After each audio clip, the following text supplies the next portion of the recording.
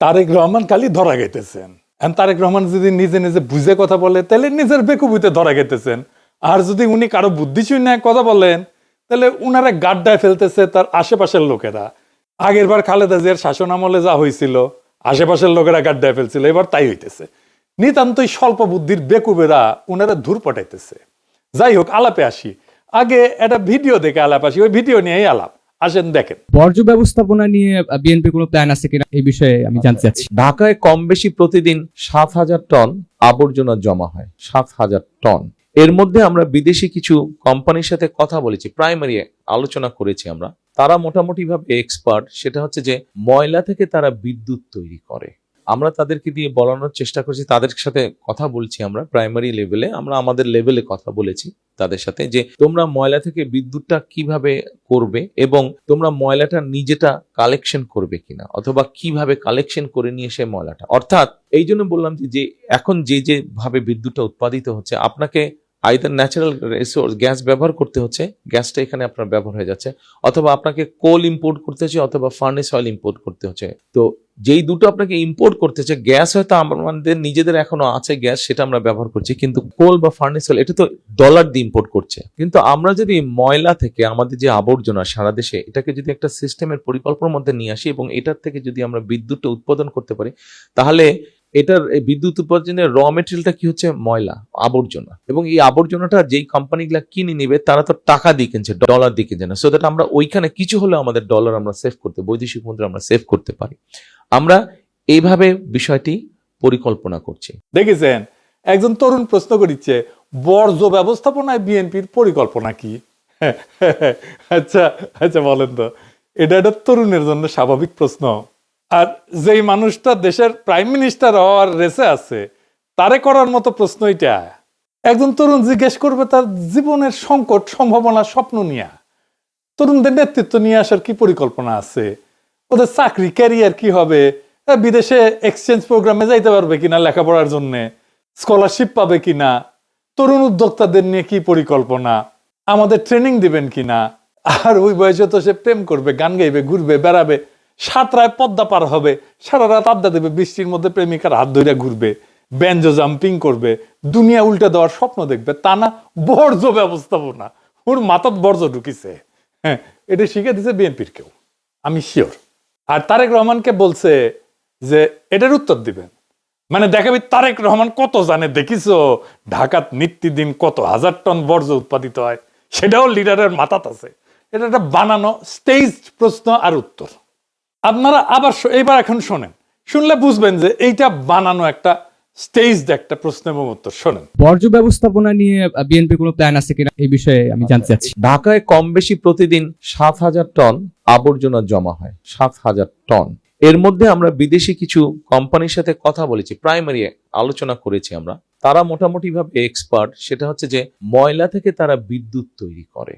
আমরা তাদেরকে দিয়ে বলানোর চেষ্টা করছি, তাদের সাথে কথা বলছি আমরা প্রাইমারি লেভেলে, আমরা আমাদের লেভেলে কথা বলেছি তাদের সাথে যে তোমরা ময়লা থেকে বিদ্যুৎটা কিভাবে করবে এবং তোমরা ময়লাটা নিজেটা কালেকশন করবে কিনা, অথবা কিভাবে কালেকশন করে নিয়ে এসে ময়লাটা, অর্থাৎ এই জন্য বললাম যে এখন যে ভাবে বিদ্যুৎটা উৎপাদিত হচ্ছে, আপনাকে আইদার ন্যাচারাল রিসোর্স গ্যাস ব্যবহার করতে হচ্ছে, গ্যাসটা এখানে আপনার ব্যবহার হয়ে যাচ্ছে, অথবা আপনাকে কোল ইম্পোর্ট করতে হচ্ছে, অথবা ফার্নেস অয়েল ইম্পোর্ট করতে হচ্ছে। তো যেই দুটো আপনাকে ইম্পোর্ট করতে হচ্ছে, গ্যাস হয়তো আমাদের নিজেদের এখনো আছে গ্যাস, সেটা আমরা ব্যবহার করছি, কিন্তু কোল বা ফার্নেস অয়েল এটা তো ডলার দিয়ে ইম্পোর্ট করছে। কিন্তু আমরা যদি ময়লা থেকে আমাদের যে আবর্জনা সারা দেশে, এটাকে যদি একটা সিস্টেমের পরিকল্পনার মধ্যে নিয়ে আসি এবং এটার থেকে যদি আমরা বিদ্যুৎটা উৎপাদন করতে পারি, তাহলে এটার বিদ্যুৎ উৎপাদনের র মেটেরিয়ালটা কি হচ্ছে? ময়লা, আবর্জনা। এবং এই আবর্জনাটা যেই কোম্পানিগুলা কিনে নিবে তারা তো টাকা দিয়ে কিনছে, ডলার দিয়ে কিনছে না। সো দ্যাট আমরা ওইখানে কিছু হলে আমাদের ডলার আমরা সেভ করতে, বৈদেশিক মুদ্রা আমরা সেভ করতে পারি।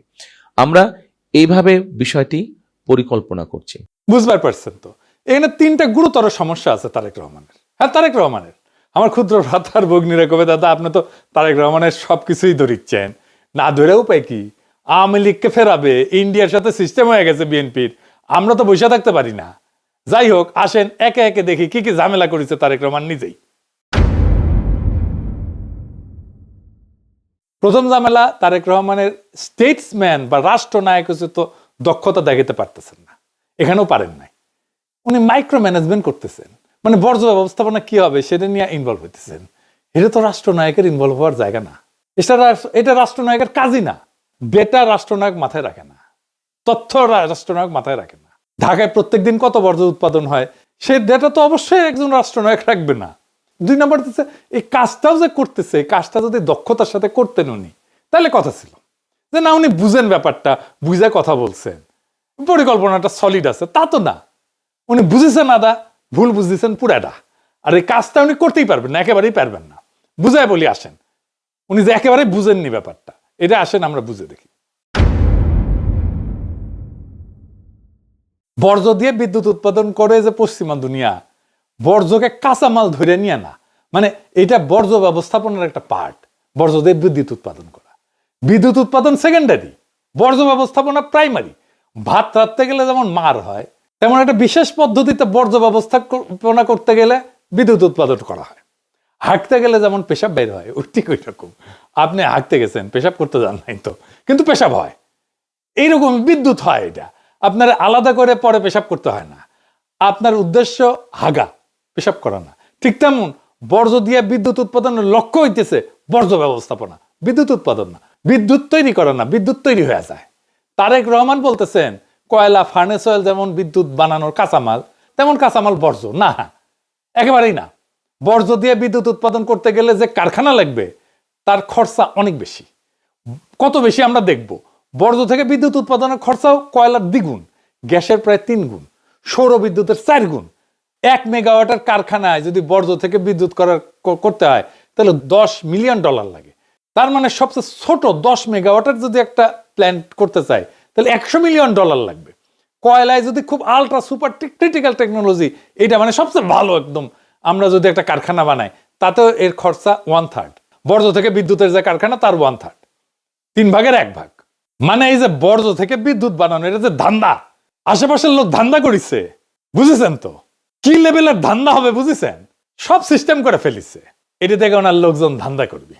আর একটা সমস্যা টেকনিক্যাল, এটা বুঝে দেখি, কিন্তু এটা বুঝেছেন তো যে বর্জ্য দিয়া বিদ্যুৎ উৎপাদন করাটা এটা বর্জ্য ব্যবস্থাপনার একটা পার্ট। বিদ্যুৎ উৎপাদন করাটা প্রাইমারি কাজ না, বিদ্যুৎ সেকেন্ডারি কাজ, বর্জ্য ব্যবস্থাপনা প্রাইমারি কাজ। এবার টেকনিক্যাল সমস্যাটা একটু বুঝে দেখি। সব বর্জ্য থেকে বিদ্যুৎ হয় না। মানে বর্জ্য মানে কি কি, আমরা বর্জ্যের তালিকা একটু পরে দেখবো, আগে জেনে নেওয়া দরকার। বর্জ্য থেকে 2 রকম কারখানা করা যায় বিদ্যুৎ উৎপাদনে। 2 ধরনের বর্জ্য থেকে, যেগুলো পোড়ানো যায়, যেমন কাগজ, কার্ডবোর্ড ইত্যাদি। এগুলো পুরায় বাষ্প বানানো হয়, ওইটা দিয়ে টারবাইন ঘোরে বিদ্যুৎ তৈরি হয়। আরেকটা হইতেছে জৈব বর্জ্য, যেমন যে খাবার রান্নাঘর থেকে যেগুলো আসে, এগুলো দিয়ে বায়োগ্যাস তৈরি করা হয়, আরেক ধরনের প্ল্যান্ট লাগে। তার মানে 2 ধরনের বিদ্যুৎ তৈরি করা যাবে 2 ধরনের কারখানা থেকে। যেমন ধরেন গৃহস্থালী বর্জ্য, সাধারণ মানুষের দৈনন্দিন জীবনে উৎপন্ন বর্জ্য, হাগামোতা ইত্যাদি ইত্যাদি। খাবারের উচ্ছিষ্ট, ভাত, ডাল, সবজি, মাছ, ফল ইত্যাদি। রান্নাঘরের বর্জ্য, এই যে সবজি তরকারি কাটছে এগুলো।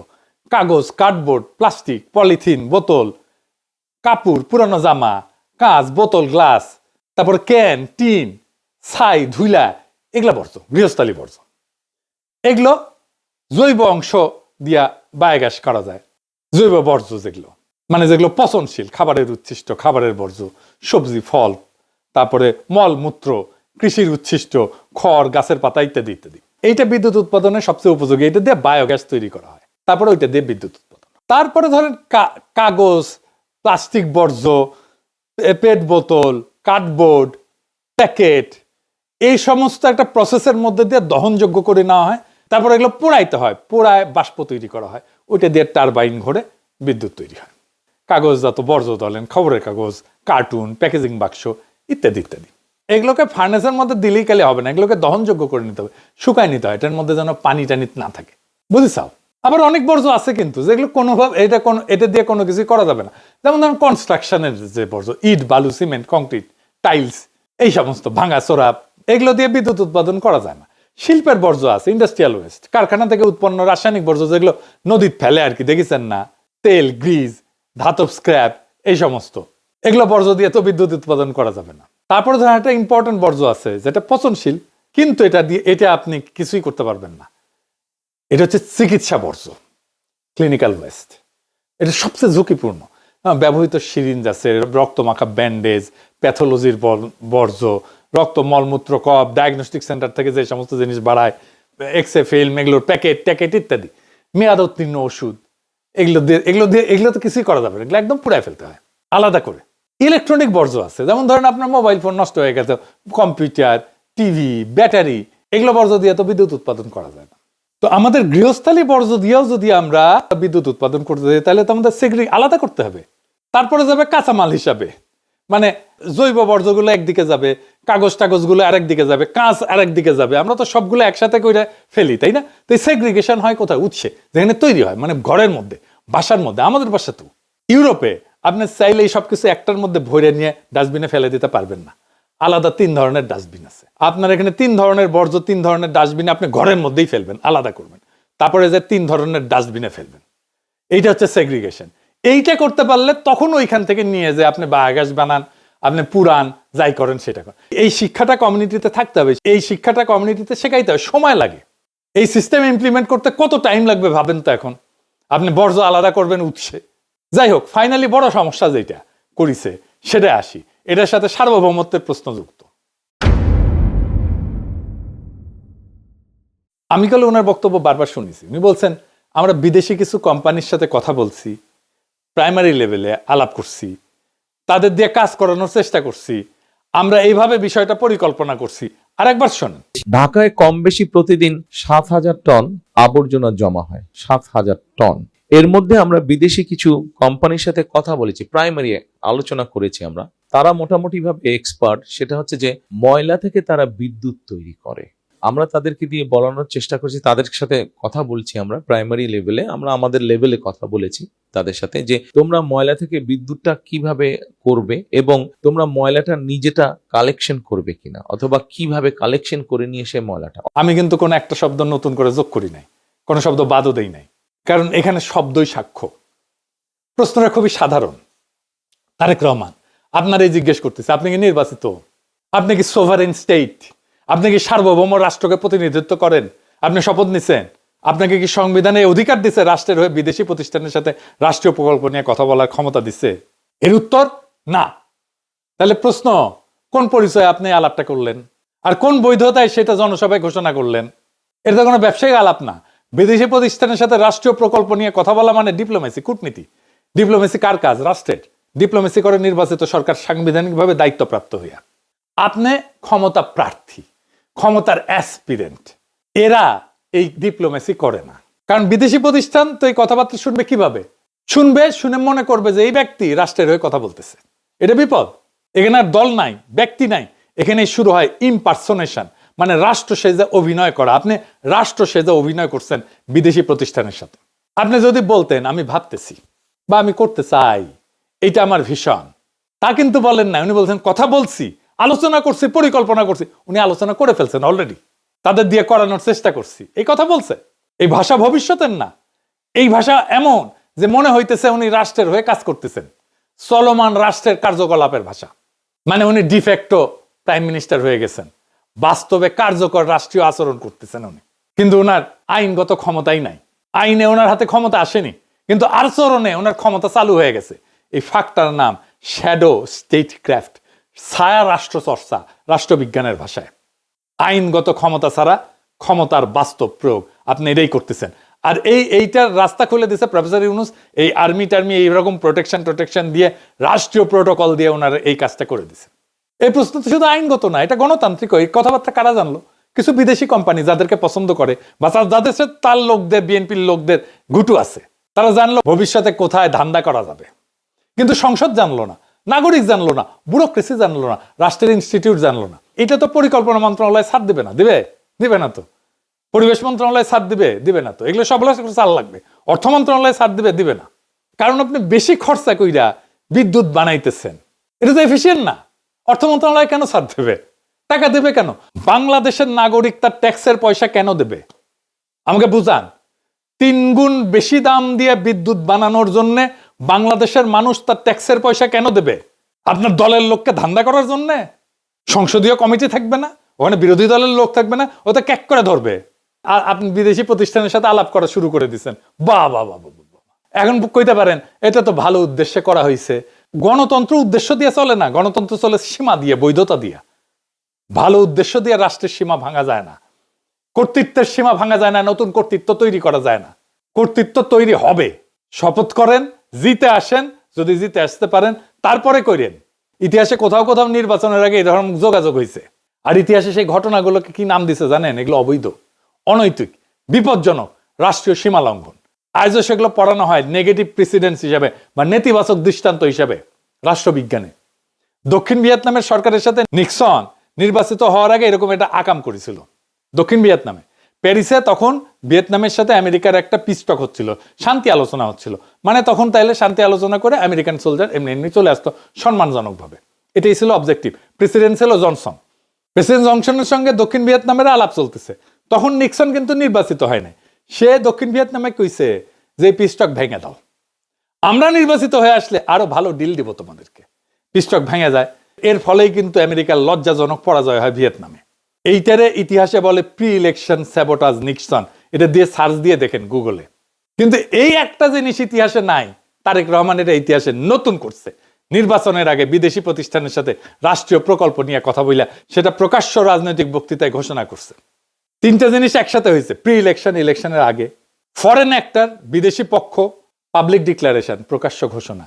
এই তিনটার কম্বিনেশন গণতান্ত্রিক রাষ্ট্রে কখনো কোথাও ঘটে নাই, তারেক রহমান প্রথম করছে।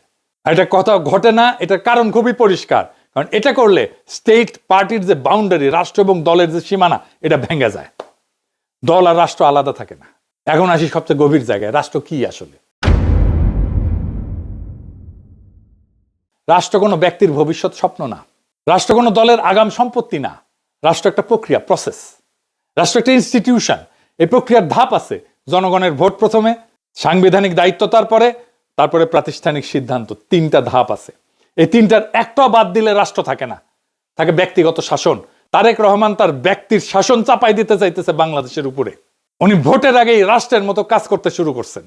তার মানে তারেক রহমান বলতেছে রাষ্ট্র জনগণের না, রাষ্ট্র আমার সম্ভাব্য সম্পত্তি। এটাই গণতন্ত্রের মৃত্যু। তারেক রহমানের হাত ধরে আসতেছে গণতন্ত্রের মৃত্যু। গণতন্ত্র মানে যা খুশি তাই করা না। গণতন্ত্র মানে কে কবে কথা বলবে, কোন পরিচয়ে বলবে, কোন সীমার মধ্যে বলবে, সেইটা ঠিক করা। তারেক রহমানের এই বক্তব্য প্রমাণ করছে তারেক রহমান তার সীমা লঙ্ঘন করছেন। রাষ্ট্রের মালিক জনগণ, সিদ্ধান্ত নিবে জনগণ। আপনি তারেক রহমান না, আপনি রাষ্ট্রের মালিক না, এটা আপনার জমিদারি না। আপনাদের কি মনে হয় তারেক রহমান রাষ্ট্রনায়ক হওয়ার উপযোগী? উনি রাষ্ট্র চালাইতে পারবেন? উনি রাষ্ট্র বুঝেন? উনি তৈরি হয়েছেন রাষ্ট্র চালানোর জন্য? বিচারের ভার আপনাদের উপরে দিলাম। 24-এর বর্ষা বিপ্লব নিয়ে ওনার কোনো আলাপ নাই, কোনো আলাপ নাই। হাসিনা নিয়ে কোনো আলাপ নাই, আওয়ামী লীগ নিয়ে কোনো আলাপ নাই, ফ্যাসিবাদ নিয়ে কোনো আলাপ নাই। তাহলে কেন এত মানুষ রক্ত দিল? সে আলাপ আছে? নাই। মানুষ অন্তরের কোন আগুনে জ্বলা প্রাণ দিতে দ্বিধা করেনি 24-এ, সেটা নিয়ে কোনো আত্ম অনুসন্ধান নাই বিএনপির। আমরা কি এইভাবে বর্ষা বিপ্লবের আকাঙ্ক্ষার কবর দিয়ে দেব? আমরা কি তারেক রহমানকে আর বিএনপিকে ক্ষমতায় আনার জন্য লড়াই করছিলাম? আমাদের বাচ্চারা অকাতরে প্রাণ দিছিল, রক্তে ভাসায় দিছিলাম। রক্তের দাগ কিন্তু এখনো শুকায় নাই। কিন্তু তারেক রহমানের বক্তৃতায় তার কোনো ছাপ নাই। আমরা ওই লড়াই করিনি তারেক রহমান আর বিএনপিকে ক্ষমতায় এনে বসাবো। আমরা তাদের হাতে রাষ্ট্রকে দেব না, কোনোভাবেই দেব না যারা জুলাইকে বিশ্বাস করে না। আমরা তাদের হাতে রাষ্ট্রকে দেব না, কোনোভাবেই দেব না যারা জুলাইকে ধারণ করে না, জুলাইয়ের চেতনাকে যারা ধারণ করে না। আর এই সিদ্ধান্ত নিতে হবে আগামী 12ই ফেব্রুয়ারিতে। আপনার স্বপ্ন, আপনার মর্যাদা, আপনার ভবিষ্যৎকে লুট হয়ে যাইতে দিয়েন না। খোদা তাআলা আমাদের এই নিয়তকে যেন কবুল করেন। ইনকিলাব জিন্দাবাদ।